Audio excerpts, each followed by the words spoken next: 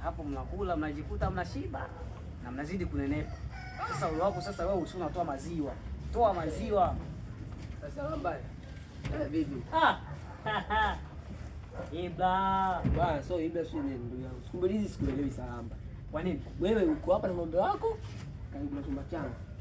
Unafuata nini? Sasa mimi kosa langu lilikuwa. Mimi ninavyojua ng'ombe wanafuata wifi. Nini?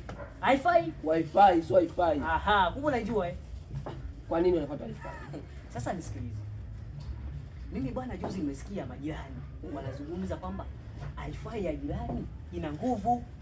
Sasa kwamba kwa nini mimi ng'ombe zangu si wifi? Sasa kumbe unajikuta unaelewa, alafu unanichanganya kichwa, si ndio? Kikubwa umeshaelewa. Sasa mimi ng'ombe zangu kwa nini wasifanye? Mimi semaji. Maana wewe ndio mjuaji. Kwa hiyo sina wifi na ng'ombe wako nakuja mnaniliu mnatumia. Kwa nini jamani? Sasa wewe utaki?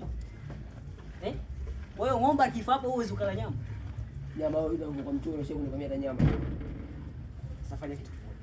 Wewe unataka nyama? Basi nitakuletea.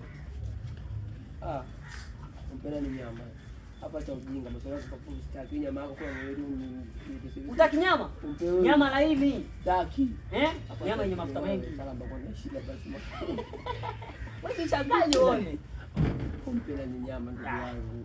Sasa wewe nisikilize mimi bosi, kanyama? Sitaki. Utaki? Sitaki nyama bwana. Utaki? Bana sasa ina shida sana. Basi kwa kuna noma.